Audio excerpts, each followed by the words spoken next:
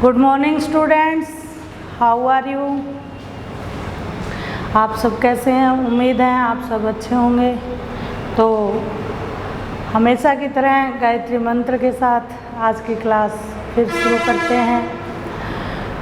ओम भूर्भुवः स्वः तत्सवितुर्वरेण्यं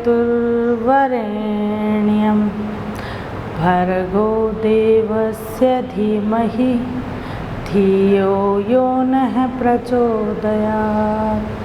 ओम शांति शांति शांति ओम। जी हाँ, तो जैसा कि पहले की कक्षाओं में आपने देखा है, हम सब मिलकर टेंस सीख रहे हैं। और देखिए कि अध्यापक की जो बच्चा प्रत्येक बात पर गौर करे, वह बच्चा जिंदगी में कभी असफल क्यों नहीं होता। उसका और क्यों ऐसा है, उसका एक कारण है। क्योंकि अध्यापक जब पढ़ाता है तो वह बिल्कुल इस गहन विचार के साथ आपके सामने आता है कि मैं अपने ज्ञान का, जितनी मुझे जानकारी है, उसका सबसे बेस्ट या बेस्टेस्ट जो रिजल्ट है वो अपने विद्यार्थियों के सामने रखूं। और उसी का कारण होता है कि वह बड़ी लगन से आपको कुछ बात कहता है। तो मैंने आपको यह कहा कि हम सब सीख रहे हैं। अब इसमें मैंने खुद को शामिल क्यों किया? क्योंकि यदि आप अपने बच्चों को, क्योंकि जैसा कि यह class specially BSTC first year यानी उन बच्चों के लिए ऑर्गेनाइज करवाई जा रही है जिन्हें आने वाले भविष्य में खुद एक शिक्षक बन के बच्चों के सामने उभर के आना है। इसीलिए विषयगत ज्ञान के साथ साथ, विषयगत नॉलेज के साथ साथ ज़रूरी होता है कि आपके टीचिंग एप्टीट्यूड का भी ध्यान रखा जाए। क्योंकि आप इस दौरान एक सिंपल पढ़ाई के साथ साथ एक प्रोफेशनल पढ़ाई, एक व्यवसाय की स्टडी कर रहे हैं, तो उस व्यवसाय को भी आपको सीखना है। तो आप बच्चों को जब तक यह एहसास करवाते रहेंगे कि हम आपसे कुछ अलग हैं, हमारा ज्ञान आपसे बढ़कर है, तो वह बच्चा कहीं न कहीं इन्फीरियरिटी कॉम्प्लेक्स का शिकार हो जाएगा और उसे ये लगेगा कि मैं गुरुजनों के साथ नहीं चल सकता, या इनकी बात मैं कैसे समझ सकता हूँ, ये तो इतने हाई लेवल की नॉलेज रखते हैं। इसीलिए कभी भी बच्चों के सामने आप शुरुआत में कॉम्प्लेक्स चीज़ें न रखें। उन्हें बड़े साधारण सिंपल लेवल से साध के चलें, थाम के चलें। जैसा कि हमें आज चौथा दिन है, चौथी क्लास है, मैं आपको विश्वास दिलाती हूँ कि जैसे जैसे हम आगे बढ़ते जाएंगे, आपको नॉलेज, आपकी जो आप तक जो नॉलेज पहुंचाई जा रही है, उसका स्तर भी बढ़ता जाएगा। लेकिन अगर आपने यानी बेसिक चीज़ को छोड़ दिया तो आप उन चीज़ों को नहीं कैच कर पाएंगे। इसीलिए स्टेप वाइज चलते रहें। और आइए थोड़ी सी हम पिछली क्लास की बात कर लेते हैं, रिवीजन कर लेते हैं। पिछली क्लास में हम अब तक हमने पहचान की कि समय क्या है, काल क्या है, टेंस किसे कहते हैं, अच्छा उसको किस तरह से हम लिख सकते हैं, उसके कितने हम भाग कर सकते हैं। इस तरह से हम लगभग इस नतीजे पे पहुंचे थे कि समय के बारे में लगभग हम 3 ही दशाओं में बात करते हैं। या तो हम अब की बात करेंगे, या हम कल की बात करेंगे, या हम आने वाले कल की बात करेंगे। उसके बाद कार्य की दशा पे बात आ जाती है कि ये एक काम या तो साधारणतः वो रूटीन में वो काम हो रहा है, चल रहा है, या वह काम लगातार चल रहा है, और या फिर क्या होगा कि वह काम पूर्ण हो चुका है, वह कार्य पूर्ण हो चुका है, या फिर वह कार्य कुछ लंबे समय से चलता हुआ पूर्णता के साथ साथ हमें आज भी निरंतरता का एहसास करा रहा है। यह पहचान करने के बाद हमने कल बाहरी सेंटेंस में से जो प्रथम सेंटेंस है, हम जिस साधारण वाक्य की बात कर रहे थे कि साधारण वाक्य को हम तीनों काल में कैसे बोलेंगे। यदि साधारण वाक्य की बात वर्तमान काल में की जाए तो हम कैसे करेंगे, यदि साधारण वाक्य की बात भूतकाल में की जाए तो कैसे करेंगे, भविष्य में की जाए तो कैसे करेंगे। सिंपल से 3 नियम थे। जाता है यानी प्रेजेंट इंडेफिनिट टेंस, यदि वह किसके साथ जाता है, एक वचन, अकेला जाता है तो उसको किसके साथ की ज़रूरत पड़ेगी, एस या ई एस के साथ की ज़रूरत पड़ेगी और वर्ब की फर्स्ट फॉर्म आएगी। अब यदि वह बहु यानी बहुवचन बहुत सारे जाते हैं, तो यदि बहुत सारे लोग जाते हैं तो किसी वर्ब को किसी की ज़रूरत नहीं है, वर्ब अकेली ही अपना काम संभाल लेगी और वर्ब की फर्स्ट फॉर्म का उपयोग होगा।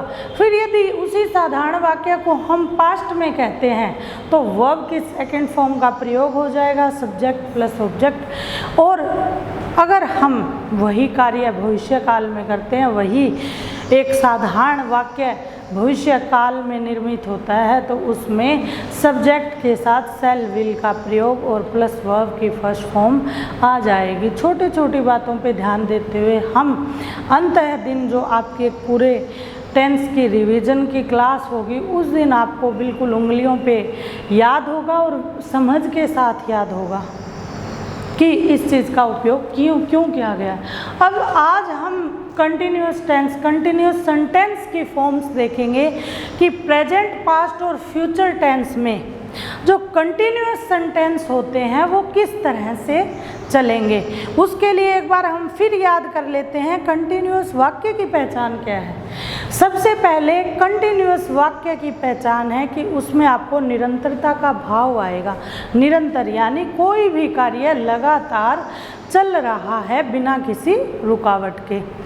नंबर 1 कंडीशन, अब यदि वह कार्य, जैसे मैं पढ़ा रही हूँ, यह कार्य अभी वर्तमान में चल रहा है तो प्रेजेंट टेंस आ जाएगा। यदि यह पास्ट में हुआ था, मैं पढ़ा रही थी, तो पास्ट कंटिन्यूअस टेंस, और मैं पढ़ा रही हूँगी तो फ्यूचर कंटिन्यूअस टेंस हो जाएगा।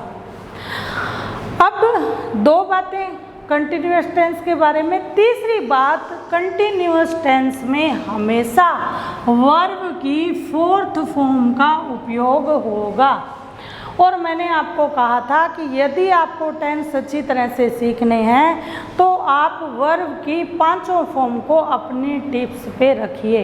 हम कहते हैं वर्ब की फर्स्ट फॉर्म प्लस आईएनजी, उसका मतलब होता है वर्ब की फोर्थ फॉर्म प्लस आईएनजी यदि हम लगा देते हैं तो यह बनता है वर्ब की फोर्थ फॉर्म। तो आप इसको टेक्निकली वर्ब की फर्स्ट प्लस आईएनजी को करने की बजाय अगर आपको सरल लगता है तो आप इसको वर्ब की फोर्थ फॉर्म भी मानकर चल सकते हैं, और मेरे लिहाज से ये आपके लिए सुगम होगा, क्योंकि आप वैसे भी याद रख सकते हो प्रेजेंट टेंस में वर्ब की फर्स्ट फॉर्म का यूज़ होता है, पास्ट में सेकंड का होता है, और यदि कोई कार्य पूर्णता की ओर जाता है उसमें हमेशा वर्ब की थर्ड फॉर्म का प्रयोग होता है, और यदि किसी कार्य में कंटिन्यूटी आपको दिखाई देती है तो उसमें वर्ब की फोर्थ फॉर्म का यूज़ होता है। और जैसा कि पास्ट परफेक्ट में, परफेक्ट कंटिन्यूअस में दोनों चीज़ें, पूर्णता भी है और लगातार भी है, तो वर्ब की कौन सी फॉर्म लगेगी, फोर्थ, और उसके प्लस उसके जो साथ है उसके साथ क्या हो जाएगा, एडिशनल टू बी की फॉर्म या फिर हेल्पिंग वर्ब उसके साथ हम ऐड कर देंगे। ठीक है, तो आप देखिए आज हम बात करते हैं कंटिन्यूअस टेंस की। तो कंटिन्यूअस टेंस की, जैसा कि हमने पिछली क्लासों में पढ़ा है, कंटिन्यूअस का मतलब निरंतरता।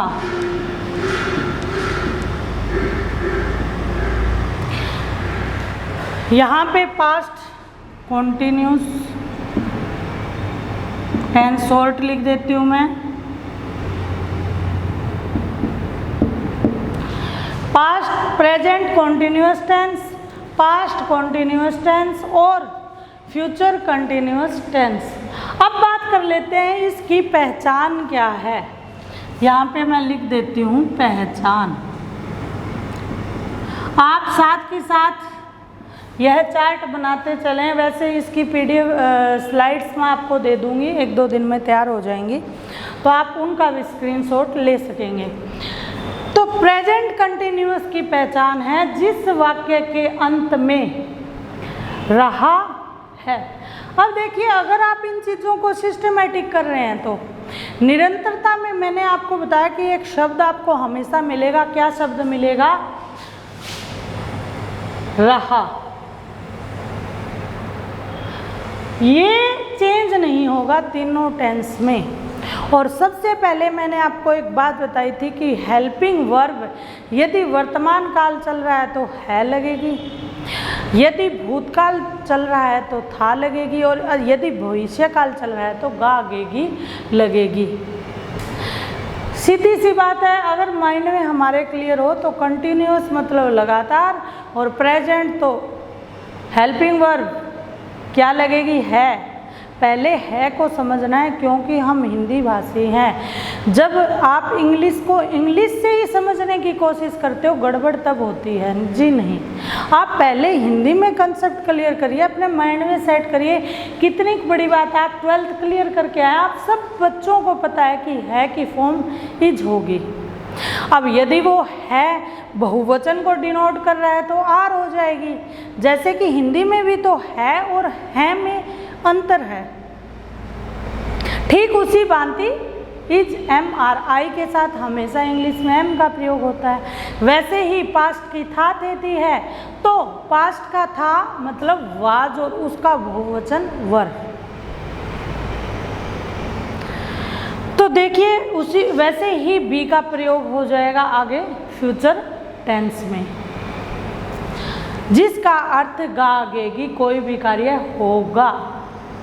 ठीक है, बी का मतलब होता है होना। तो इसमें मैं आपको एक अलग तरीके से टेंस की तरफ ले जा रही हूँ। पहले आप अपने माइंड में सेट कर लीजिए पहचान वर्ब की फोर्थ फॉर्म।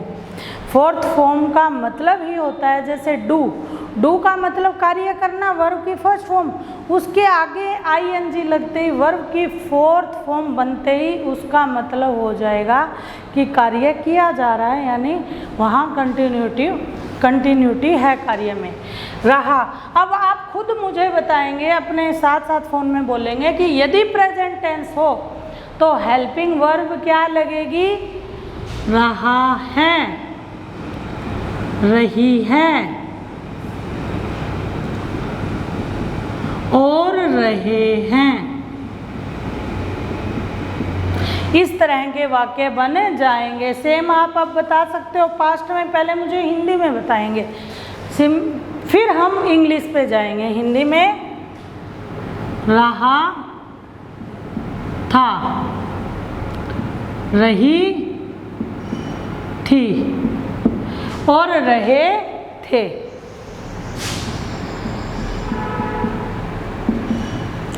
और इसके बाद कंटिन्यूअस में वह खाना खा रहा होगा,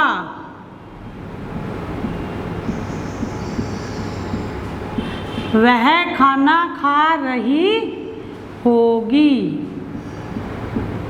और वे खाना खा रहे होंगे। यानी यह बात हम फ्यूचर कंटिन्यूअस टेंस में कहेंगे। अब देखिए, आपने इसकी पहचान को बिल्कुल दिमाग में अपने यथावत समझना है। इसमें रटने वाली कोई भी बात नहीं है। अब इसके बाद बात आती है कि यदि आपने पहचान कर ली कि ऐसा सेंटेंस है, वह खाना खा रहा है, तो अब उस सेंटेंस को हमें बनाना कैसे, उसका स्ट्रक्चर कैसे तैयार करना है। तो स्ट्रक्चर में सबसे पहले हमने क्या सीखा था कि स्ट्रक्चर होता है सब्जेक्ट प्लस वर्ब और प्लस ऑब्जेक्ट। अब जो सब्जेक्ट है और ऑब्जेक्ट हैं वो हमेशा ही एज ए टी जाएंगे। यानी जैसे वह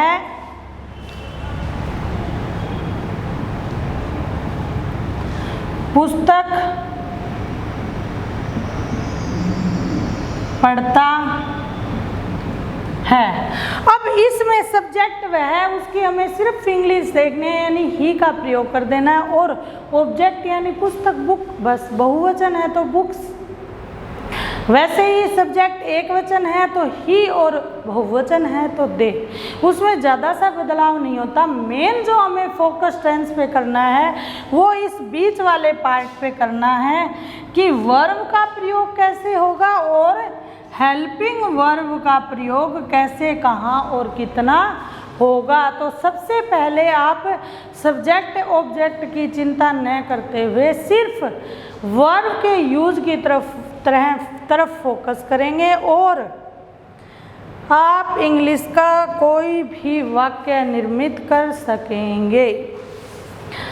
तो अब देखिए प्रेजेंट कंटिन्यूअस टेंस में स्ट्रक्चर जो बनता है वो ऐसे बनता है, subject plus helping verb.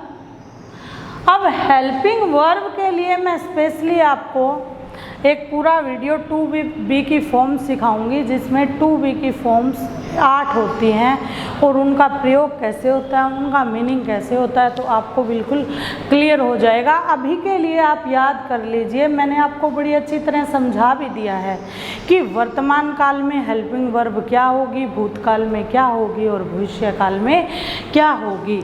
Helping verb plus verb की कौन सी फॉर्म, फोर्थ फॉर्म, और फोर्थ फॉर्म कैसे बनेगी, वर्ब की फर्स्ट फॉर्म प्लस ING, और उसके बाद वाक्य में ऑब्जेक्ट यदि है तो। यदि वाक्य में ऑब्जेक्ट नहीं है तो वाक्य बिना ऑब्जेक्ट के बन सकता है। जैसे वह पढ़ रही है, तो इसमें जैसा कि मैंने बताया था आपको वाक्य में ऑब्जेक्ट की पहचान कैसे करनी है, क्वेश्चन करना है। वह क्या पढ़ रही है, तो इसका हमें उत्तर नहीं मिला। अगर यह वाक्य आंसरेबल नहीं है तो उसमें ऑब्जेक्ट नहीं है। जी हाँ, तो यह जो सेंटेंस है इसका स्ट्रक्चर आप लिख लीजिए। प्रेजेंट कंटिन्यूअस टेंस, पहचान जिस वाक्य के अंत में रहा है, रहे हैं, रही है, आए, और structure subject plus helping verb plus verb की फोर्थ फॉर्म और ऑब्जेक्ट। अब हेल्पिंग वर्ब क्या होगी, इज, एम, आर। इज का मतलब है, एम का मतलब और आर का मतलब है।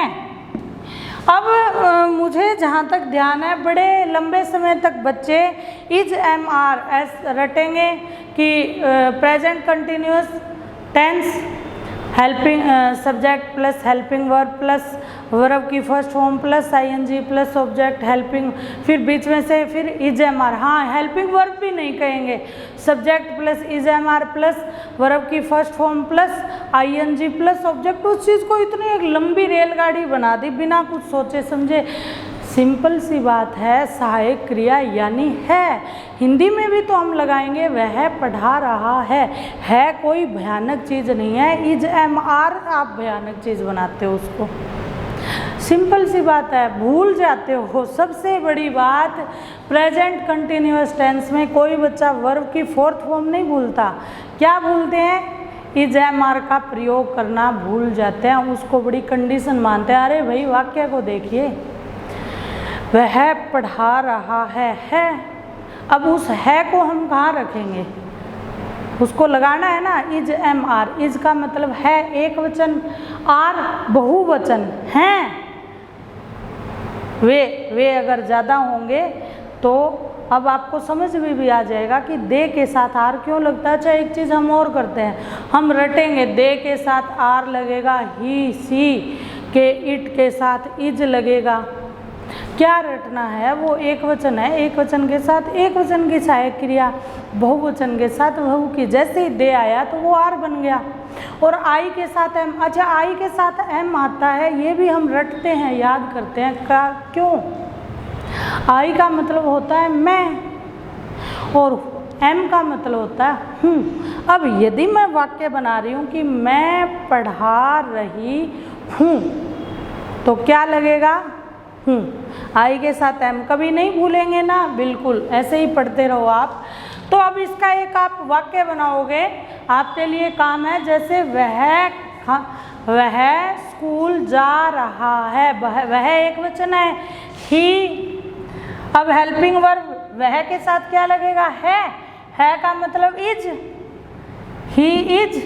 वर्ब की फोर्थ फॉर्म गो जाना, तो going, he is going to school, यानी ऑब्जेक्ट। क्या इसमें मुश्किल बात थी, कुछ नहीं थी मुश्किल, उसको हमने बना रखा था। जी हाँ, अब इसमें आपको बिल्कुल भी कठिनाई नहीं होगी, क्योंकि सिर्फ पास्ट में क्या करना है आपको, पास्ट में सिर्फ हेल्पिंग वर्ब का पास्ट बनाना है, यानी इज का वाज। वह पढ़ा रहा था, subject plus helping verb plus verb की फोर्थ फॉर्म प्लस ऑब्जेक्ट, और इसका वाक्य कैसे बन जाएगा। अब बात आती है हेल्पिंग वर्ब, तो पास्ट की हेल्पिंग वर्ब क्या होगी, वाज ओ वर। ठीक है, वाज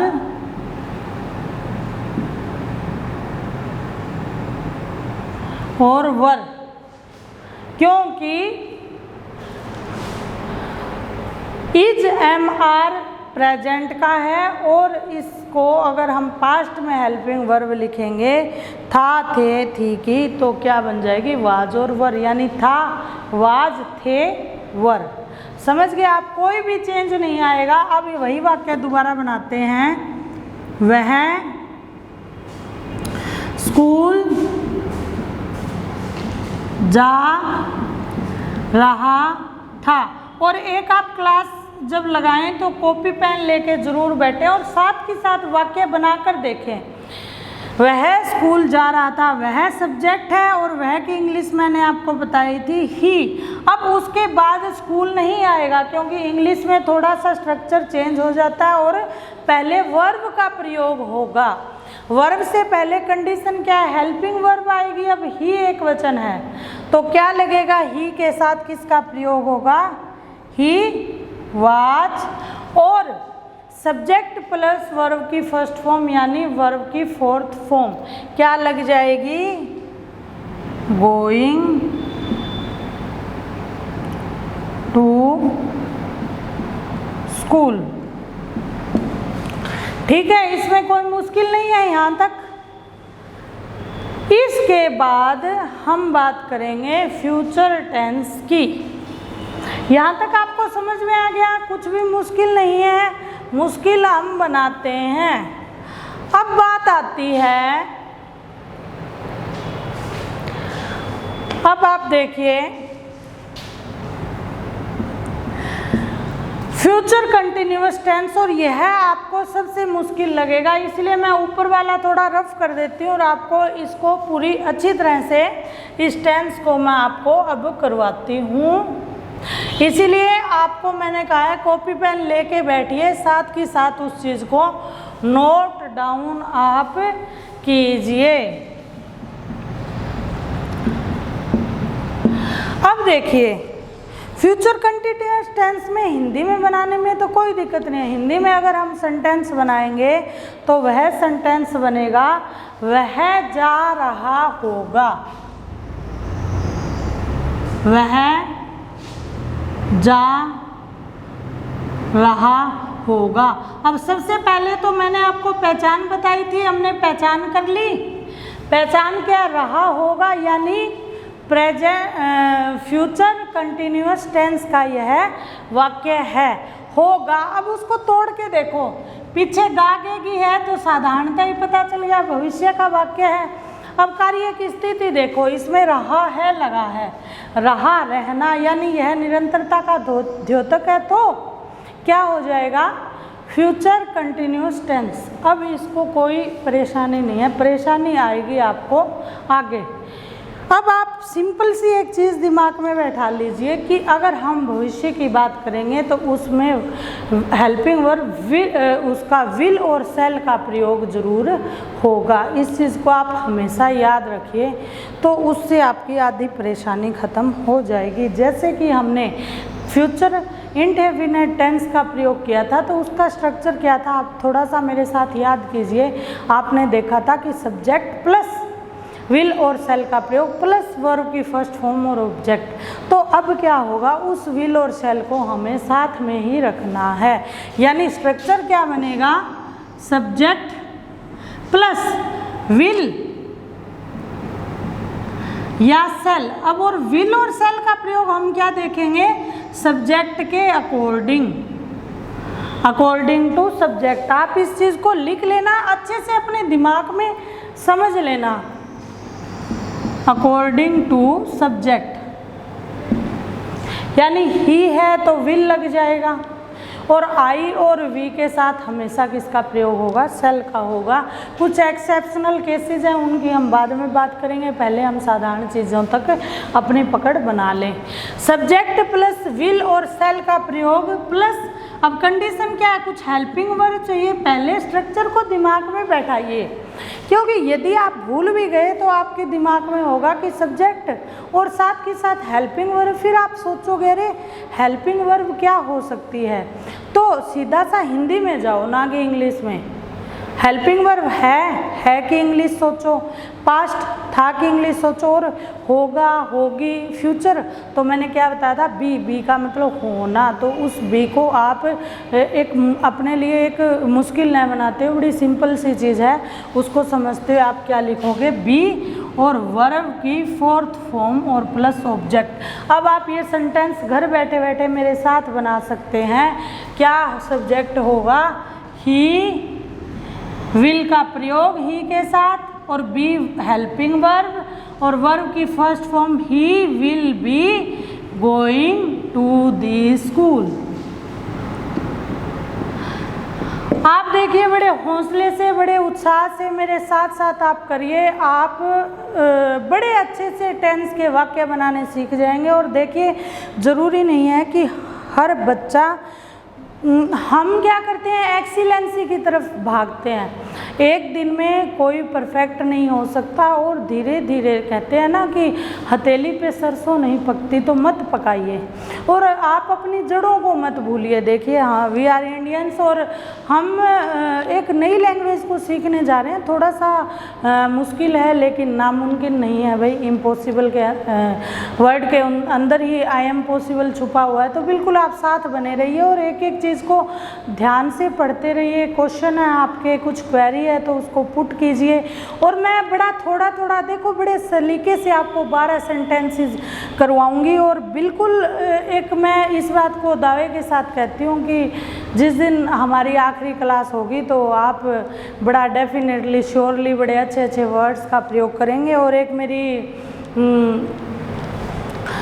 सजेशन है कि मैम इंग्लिश टू इंग्लिश, तो मैं बिल्कुल ये चीज़ दुआ करती हूँ कि हम कन्वर्सेशन इंग्लिश में रखें, लेकिन उसके लिए आपको थोड़ा सा टेंस पे मेहनत करने की ज़रूरत है। All the best. आपकी आज की क्लास यहीं समाप्त।